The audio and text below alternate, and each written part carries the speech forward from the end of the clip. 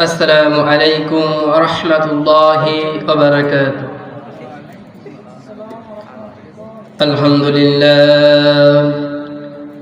لله نحمده ونستعينه ونستغفره ونؤمن به ونعوذ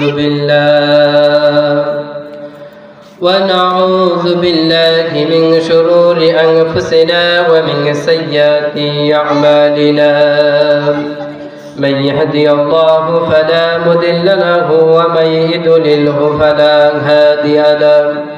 ونشهد أن لا إله إلا الله وحده لا شريك له. ونشهد أن سيدنا ونبينا ومولانا محمدا عبده ورسوله الذي أرسله بالحق بشيرا ونذيرا وداعيا إلى الله بإذنه وسراجا وقمرا منيرا. فقد قال الله تعالى في كلامه المجيد والفرقانه الحميد: أعوذ بالله من الشيطان الرجيم. بسم الله الرحمن الرحيم. الذي خلق الموت والحياة ليبلوكم أيكم أحسن عملا وهو العزيز الغفور. صدق الله العظيم. وقال تعالى: إن الله وملائكته يصلون على النبي يا أيها الذين آمنوا صلوا عليه وسلموا تسليما. شغل درود إبراهيم بوري. اللهم صل على محمد وعلى آل محمد كما صليت على إبراهيم وعلى آل إبراهيم إنك حميد مجيد.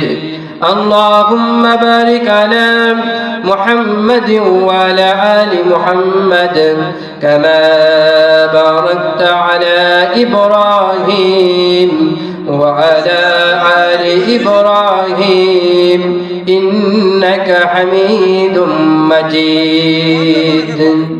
الحمد لله.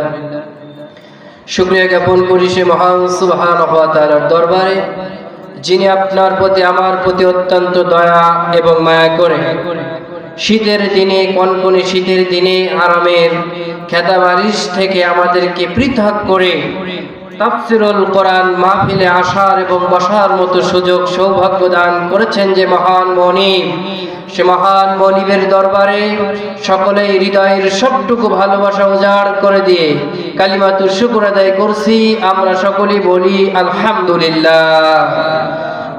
দুরুদ এবং সালাম পাঠাই সে বিশ্বনন্দিত নেতা, আকে নামদার তাজদার মদিনা, বিশ্ব মানবতার শিক্ষক নবী মুকাররম জনাবে মুহাম্মদ রাসূলুল্লাহ।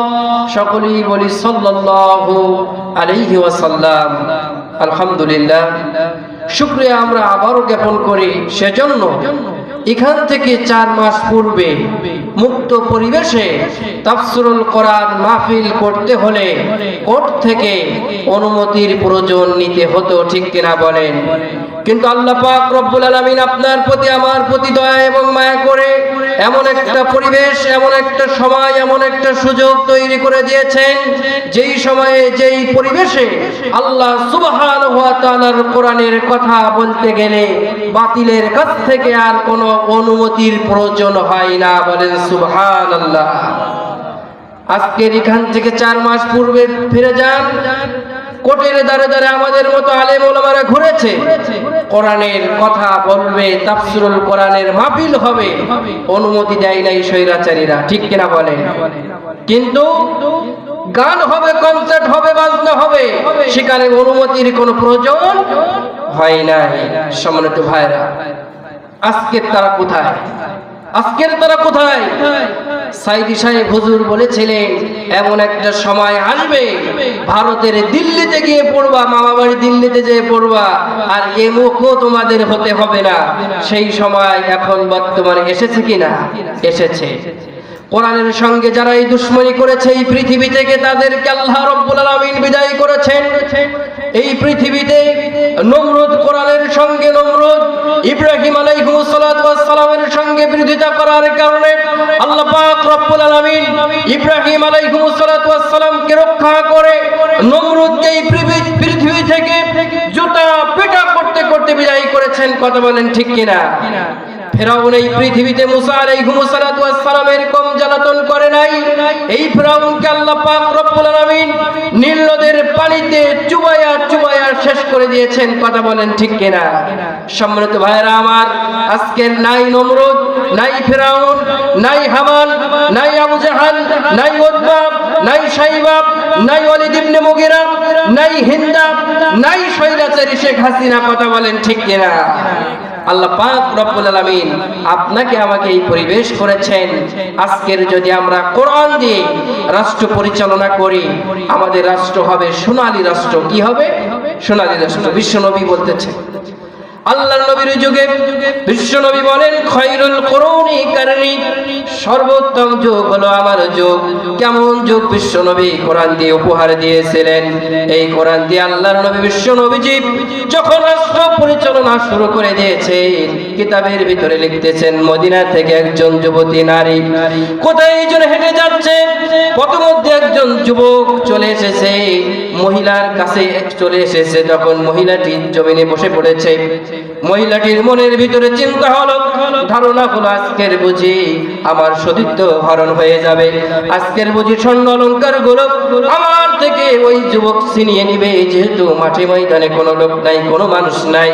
এই জন্য মহিলাটি জমিনে বসে পড়েছে।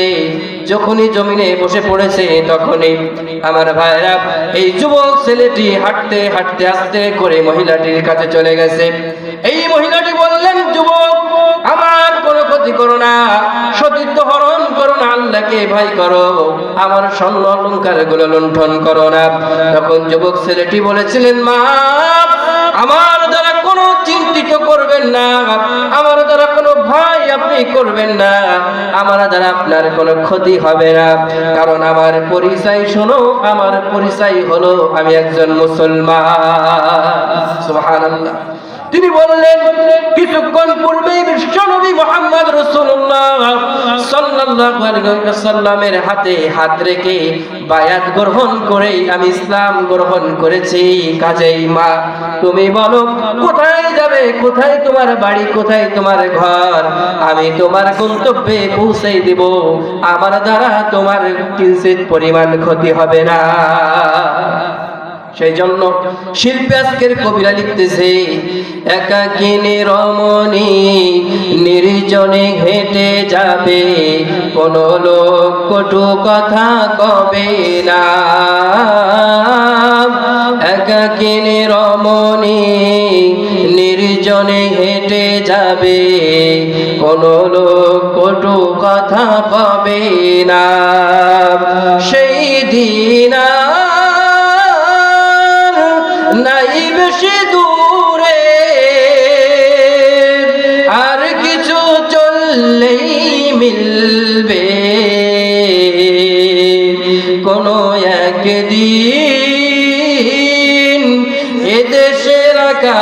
আকাশে কালিমার পতাকা দুলবে।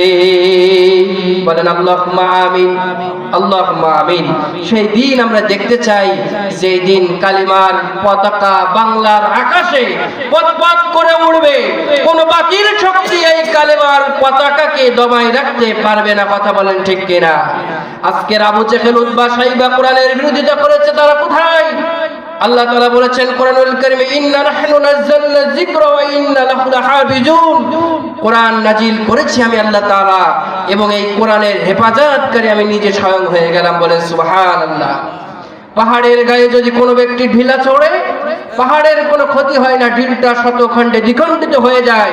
আজকের যারা কোরআনের গায়ে যারা ঢিল ছুটতেছো, তোমরা আজকে একদিন ক্ষত বিখণ্ড হয়ে যাবে, একদিন তোমরা থাকবে না। কিন্তু আল্লাহর কোরআন অক্ষত অবস্থায় আছে, কিয়ামত পর্যন্ত থাকবে। কথা বলেন ঠিক কিনা? সম্মানিত ভাইরা আমার, তাহলে এখন আমাদের একটা বিজয়ের মাস চলতেছে, ঠিক কিনা বলেন? আমরা স্বাধীন হয়েছি, কিন্তু পূর্ণাঙ্গ বিজয় আমাদের এখন আসে নাই। তবে আমাদের বিজয় এসেছে, যেহেতু স্বৈরাচার দূর হয়েছে, ঠিক কিনা? আরো একটা বিজয় রয়েছে আমাদের সামনে, যেই বিজয় আমাদের নেতৃত্ব দেবে কোরআনের নেতৃত্ব। যেই বিজয়ের পরে ঘরে ঘরে মুসলমানেরা তাদের নামাজের জন্য আর দাওয়াত দেওয়ার প্রয়োজন হবে না, মসজিদের জায়গার অভাব হবে। কথা বলেন ঠিক কিনা? এমন একটা রাষ্ট্র, এমন একটা সমাজ আমরা চাই কি চাই না? আল্লাহ তাআলা কবুল করুন, আমরা বলি আমিন। সম্মানিত ভাইরা, বিশ্বনবী যখন মক্কা থেকে মদিনায় হিজরত করে চলে গেলেন, যাওয়ার পরে উনি যেদিন গিয়েছিলেন রাতের আধারে, তিনি চলে গিয়েছিলেন, একমাত্র সঙ্গী ছিল, নাম কি? আবু বকর।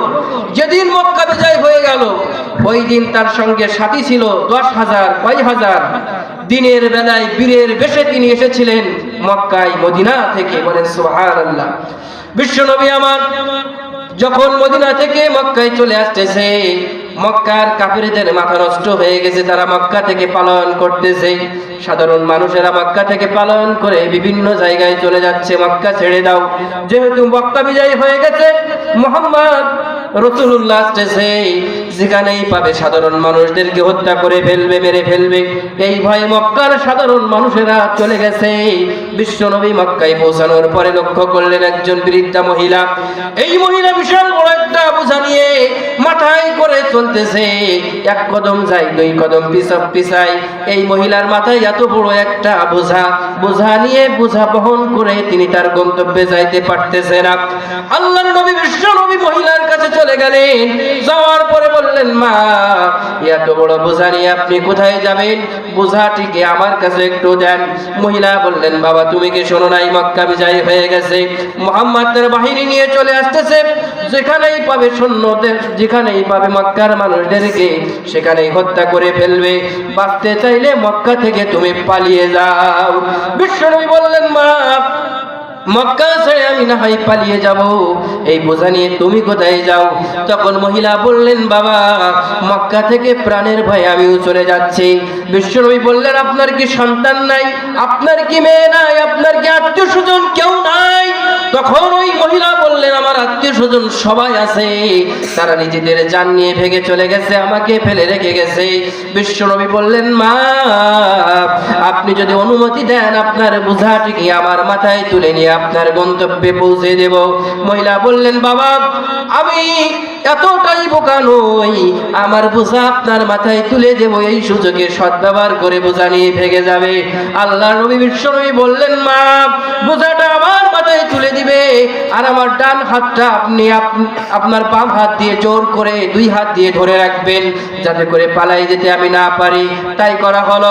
বিশ্বনবী মুহাম্মদ রাসূলুল্লাহ সাল্লাল্লাহু আলাইহি ওয়াসাল্লাম এই মহিলাটিকে নিয়ে তার গন্তব্যে পৌঁছে দিলেন। পৌঁছে দেওয়ার পরে মহিলা বললেন, মহিলাটি তখনও জানে না ইনি মুহাম্মদ, ইনি রাসূল, তিনি জানে না। তখন মুহাম্মদকে ডাক দিয়ে বললেন, বাবা, আজকের দুঃখের দিনে আপনি যে আমাকে উপকার চিৎকার করলেন, আপনার পরিচয়টা একটু বলো। তখন বিশ্বনবী বললেন, ও মা, যেই নবীর ভয়ে, যেই মুহাম্মাদের ভয়ে আজকে তোমরা মক্কা ত্যাগ করে বিভিন্ন জায়গায় চলে যাচ্ছ, আমি ওই আব্দুল্লাহর বেটা মুহাম্মদ, আমি সেই মুহাম্মদ। মহিলা বললেন, বাবা তুমি যদি মুহাম্মদ হয়ে থাকো তাহলে আমি সাক্ষ্য দিচ্ছি আসমানের নিচে জমিনের উপরে তোমার মতো সৎ চরিত্রের মতো, তোমার মতো উত্তম মানুষ এই পৃথিবীতে দ্বিতীয় জন হতে পারে না। মহিলা চিৎকার দিয়ে ওই মক্কার মানুষদেরকে ডাক দিয়ে বললেন, কাফেরদেরকে ডাক দিয়ে বললেন, ও মক্কার মানুষেরা, ভয়ের কোনো দোষ নাই, ভয়ের কোনো কারণ নাই, পালানোর কোনো কারণ নাই। যেই মুহাম্মাদের ভয়ে আজকে তোমরা পালন করতেছো, ওই মুহাম্মদ সন্ত্রাস হতে পারে না, মুহাম্মদ জঙ্গি হতে পারে না, মুহাম্মদ রাজাকার হতে পারে না, ওই মুহাম্মাদের মতো চরিত্রের মানুষ এই পৃথিবীতে দ্বিতীয় জন হতে পারে না। কাজেই তোমাদের ভয় নাই, চিন্তা নাই, তোমরা চলে আসো, সকলেই মিলে আমরা কালেমা পড়ে মুসলমান হয়ে যাব। বলেন সুবহানাল্লাহ। ওই সকল মানুষেরা বিশ্বনবীর চরিত্র দেখে মুগ্ধ হয়ে